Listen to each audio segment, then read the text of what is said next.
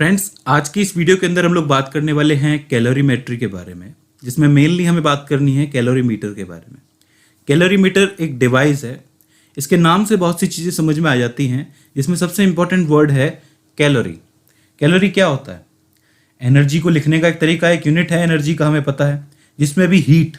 ठीक है, जैसे कि कोई कहता है कि मैंने आज इतनी कैलोरी बर्न कर ली या फिर कितनी कैलोरी गेन कर ली। ठीक है, वजन बढ़ता घटता रहता है ना, तो वहाँ पे जो हीट है वो या तो लूज होती है या फिर गेन करते हैं लोग, तो उसे कहते हैं कैलोरी। और कैलोरी मीटर यानी कि एक ऐसा मीटर, एक ऐसा डिवाइस जो कि मेजर करता है उस हीट को, राइट। लेकिन अब ये जो हीट होगी वो स्पेसिफिक हीट होगी, किसी भी पर्टिकुलर ऑब्जेक्ट या फिर किसी भी पर्टिकुलर मटेरियल की एक स्पेसिफिक हीट है, उसको मेजर करना कैलोरीमीटर का काम है। अब किसी भी ऑब्जेक्ट की स्पेसिफिक हीट को कैलकुलेट करने के लिए हमें क्या देखना पड़ेगा कि वो ऑब्जेक्ट अपनी हीट किसी दूसरे ऑब्जेक्ट के साथ या तो ट्रांसफर कर रहा है या एक्सचेंज कर रहा है कि नहीं। अब वो हमें कहाँ देखने को मिलता है? वो जीरोथ लॉ ऑफ थर्मोडायनेमिक्स में, कि जब भी कोई हॉट बॉडी किसी कोल्ड बॉडी के कांटेक्ट में आएगी तो हॉट बॉडी की जो हीट है वो कोल्ड बॉडी के अंदर जाना शुरू हो जाएगी। और कैलोरीमीटर को जो है वो कुछ इसी तरीके से बनाया गया है। अब देखिए, एक बात ध्यान दीजिए कि जितनी हीट हमारी जो हॉट बॉडी है वो देगी, उतनी ही हीट जो कोल्ड बॉडी है एक्सेप्ट कर सकती है। इसलिए जो आपका एक्सचेंज ऑफ हीट हो रहा है इसके अंदर, वो heat given by the hot body is equals to the heat received by the cold body. ठीक है, accepted by the cold body. ये चीज़ याद रखना, ये एक इक्वेशन नंबर बना के चलते हैं हम लोग, इक्वेशन नंबर 1 बना के चलते हैं। ठीक है, अब देखिए इसको हम लोग देखते हैं कि ये बनता कैसे है। तो देखिए इसके अंदर बेसिकली वुड का जो है बॉक्स लिया जाता है, जो कि कुछ इस तरीके से है, और इसके अंदर कुछ हीट इंसुलेटिंग मटेरियल की एक चादर बिछाई जाती है, राइट। वो कुछ भी हो सकती है, एल्युमिनियम हो सकती है, कॉपर हो सकती है। बेसिकली क्या है कि एल्युमिनियम या कॉपर का कोई बर्तन रखा जाता है इसके अंदर, जिससे हीट जो है वो इसके अंदर बनी रहे। और देखिए इसके अंदर फिर क्या है कि लिक्विड भरा जाता है। अब लिक्विड में भी मेनली वाटर भरा जाता है, क्योंकि वाटर जो है वो सबसे ज़्यादा देर तक एनर्जी को अपने अंदर रख सकता है, राइट। हमें पता है, ये चीज़ हम लोग पढ़ चुके हैं। तो वाटर भरा जाता है और साथ साथ इसमें जो इसको कवर किया गया है, इसमें से एक होल में से एक थर्मामीटर भी इसके अंदर लगाया जाता है, राइट, जिससे टेम्परेचर हम लोग जान सके कि कितना बढ़ रहा है कितना घट रहा है। इस वाटर का एक पर्टिकुलर फिक्स कांस्टेंट टेम्परेचर होता है। अब देखिए, चूंकि ये हीट इंसुलेटेड है, यानी कि थर्मल आइसोलेटेड भी कह सकते हैं इस डिवाइस को, तो इसके अंदर ना तो हीट जाएगी ना आ सकती है। इसके अंदर हीट तभी आ जा सकती है जब हम लोग चाहें। ठीक है, तो ये एक तरीके का सिंपल कैलोरीमीटर बन जाता है। अब देखिए इसका यूज कैसे करते हैं, ये चीज तो हमें समझ में आ जाती है। इसका यूज समझते हैं हम लोग क्या करते हैं, मान लीजिए कि एक मटेरियल लेते हैं, कोई भी मेटल पकड़ लीजिए, कोई भी सॉलिड पकड़ लीजिए, ठीक है, वो कुछ इस तरीके से है, और इसको हम लोग एक होल की मदद से इस दूसरे बॉक्स में डालते हैं। इस दूसरे बॉक्स में क्या है, ऑलरेडी वाटर जो है वो बॉयल हो रहा है, ठीक है, और बॉइलिंग पॉइंट क्या होता है वाटर का? 100 डिग्री सेल्सियस। अब थोड़ी देर तक, एक पर्टिकुलर टाइम पीरियड तक हम लोग क्या करेंगे कि इसके अंदर इसको रखेंगे 100 डिग्री के टेम्परेचर के साथ। ठीक है, मतलब इसका एक कांस्टेंट फिक्स टेम्परेचर है इस बॉक्स का। इस मेटल को हमने इसके अंदर रख दिया है बॉइलिंग वाटर में। ठीक है, अब क्या होगा कि ये गर्म होना शुरू होगा, 100 डिग्री तक गर्म हो जाएगा, और उसके बाद क्या है, इसका टेम्परेचर बढ़ना बंद हो जाएगा। क्यों बंद हो जाएगा? क्योंकि अंदर का वाटर भी 100 डिग्री पे है, ये भी 100 डिग्री पे है, दोनों के दोनों आइसोथर्मल इक्विलिब्रियम पे आ गए, दोनों के दोनों, ठीक है, एक पॉइंट पे आ जाएंगे। इसके बाद टेम्परेचर बढ़ेगा नहीं। तो इस समय इसका टेम्परेचर है T1। अब करना कुछ नहीं है कि इस मटेरियल को उठाना है और बगैर टाइम गंवाए, बिल्कुल बिल्कुल ही टाइम नहीं गंवाना है, और इसको यहाँ से शिफ्ट करके इस कैलोरीमीटर के अंदर रख देना है एक होल की मदद से। ठीक है, खोल के। अब होगा क्या कि इसको बंद करने के बाद क्या होगा कि ये जो आपका मटेरियल है, क्योंकि इसके पास 100 डिग्री का टेम्परेचर है, T1 टेम्परेचर है इस वक्त, 100 डिग्री भी ना कहेंगे, T1 मान के चलते हैं, तो क्या होगा कि ये अपना टेम्परेचर इस पानी के साथ, इस वाटर के साथ शेयर करना शुरू करेगा, राइट। क्यों? क्योंकि जीरोथ लॉ ऑफ थर्मोडायनेमिक्स है, हॉट बॉडी है, कोल्ड बॉडी के साथ टेम्परेचर शेयर करेगी, हीट शेयर करेगी। अब होगा क्या कि आपको ये जो थर्मोमीटर दिख रहा है, इसके अंदर टेम्परेचर आपको ऊपर जाता हुआ नजर आएगा। अब ये थर्मोमीटर तो वाटर से कनेक्ट है, इसका मतलब क्या हुआ कि वाटर का टेम्परेचर धीरे धीरे बढ़ रहा है। कैसे बढ़ रहा है? ये मटेरियल अपनी हीट इस वाटर को दे रहा है। थोड़ी देर के बाद दोनों के दोनों सेचुरेशन पॉइंट पे आ जाएंगे। क्यों? दोनों के जो टेम्परेचर है वो बराबर हो जाएंगे। भाई 50-50 डिग्री का एवरेज बैठ जाएगा। अभी इसका टेम्परेचर हम लोगों को पता नहीं है कि कितना था वाटर का, हम लोगों ने ये कहा था कि कांस्टेंट मान के चलते हैं बिल्कुल।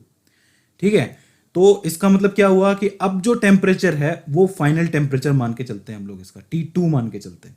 कि भैया न्यू टेम्परेचर निकल के आया है, इस मटेरियल ने इस वाटर को अपना टेम्परेचर शेयर किया, अपनी हीट शेयर की, ठीक है। तो इसका मतलब इस बॉडी ने इस दूसरी बॉडी को हीट दी है, और अब हमें क्या करना है, इस हीट को कैलकुलेट करना है। सिंपल सा काम है। कैसे करेंगे, स्पेसिफिक हीट है, कैलकुलेट करनी है।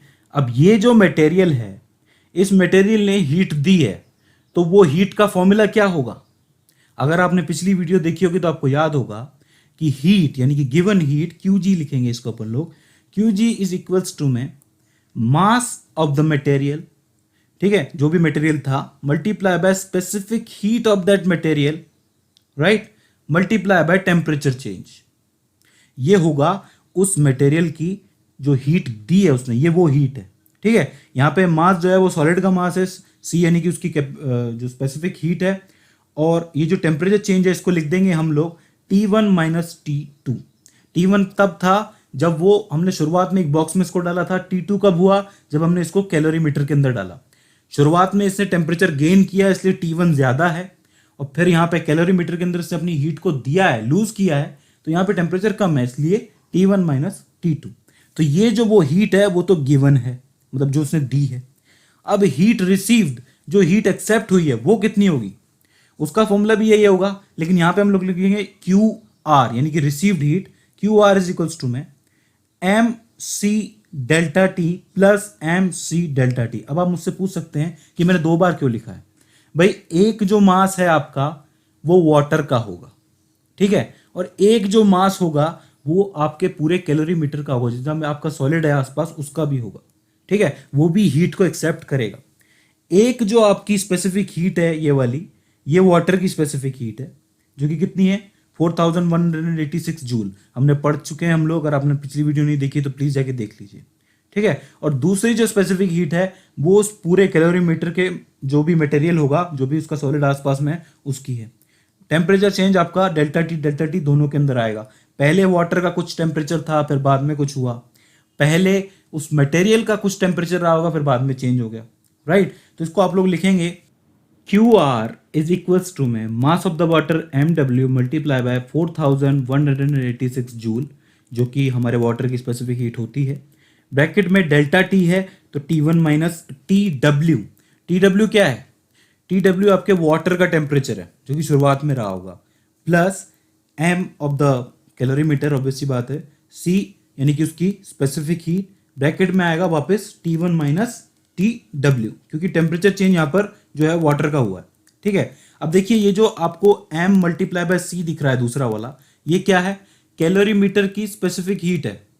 अब कैलोरीमीटर की स्पेसिफिक हीट जो होती है वो कैलोरीमीटर पे पहले से ही लिखी होती है, राइट, वो आपको पता नहीं करनी होती। तो अब आपके पास 2 चीजें हो गई, पहली क्या थी गिवन हीट, दूसरी क्या है रिसीव्ड हीट। दोनों को आप लोग बराबर लिख सकते हो, क्यों, क्योंकि हमने इक्वेशन फर्स्ट लिखी थी कि given heat is equal to में रिसीव्ड हीट, राइट। दोनों को बराबर लिख दीजिए तो कुछ इस तरीके से आपके सामने इक्वेशन आ जाएगी। अब देखिए क्या होता है कि जब भी कोई क्वेश्चन पूछा जाता है तो इन सभी क्वांटिटीज में से एक क्वांटिटी अननोन होती है और बाकी सब दी हुई होती है। तो आपको दी हुई क्वांटिटी निकालनी है। अगर आपसे हो सकता है कि कोई भी स्पेसिफिक हीट पूछ ले, कोई वाटर की स्पेसिफिक हीट में क्या चेंज आया, या फिर उस मटेरियल की स्पेसिफिक हीट क्या रही होगी, ठीक है, ये चीज़ पूछ सकता है आपसे। इसका एक एग्जाम्पल वीडियो में ले आऊँगा बहुत जल्दी आपके लिए, बहुत जल्दी आ जाएगा, ठीक है। तो इस तरीके से कैलोरीमीटर की मदद से आप लोग हीट को कैलकुलेट करते हो कि भाई कितनी कैलोरी लूज हुई और किसने कितनी कैलोरी गेन की। तो फ्रेंड्स ये हो जाता है कैलोरीमीटर। अब देखिए ये काफ़ी पुराना एक्सपेरिमेंट है, ठीक है, और भी टेक्निक्स आ गई हैं। कैलोरीमीटर को बनाने के कई तरीके आ गए हैं, इसमें इलेक्ट्रिसिटी का भी यूज़ किया जाता है और भी कई तरीक़ों से किया जाता है, लेकिन मैंने आपको बिल्कुल बेसिक बताया है क्योंकि ये बेस आपको पता होना चाहिए ताकि आप हायर स्टडीज़ में इस चीज़ को पढ़ सकें। तो फ्रेंड्स आई होप ये वीडियो आपके लिए हेल्पफुल साबित रही हो। इसके बाद भी इसके अंदर कोई कन्फ्यूजन आता है, कोई क्वेश्चन आता है, कोई क्वेरी आती है, या फिर हमसे कोई गलती हो जाती है, तो प्लीज़ आप हमें कमेंट सेक्शन के जरिए बताइए। तो फ्रेंड्स आज की इस वीडियो के अंदर बस इतना ही। सी यू इन द नेक्स्ट।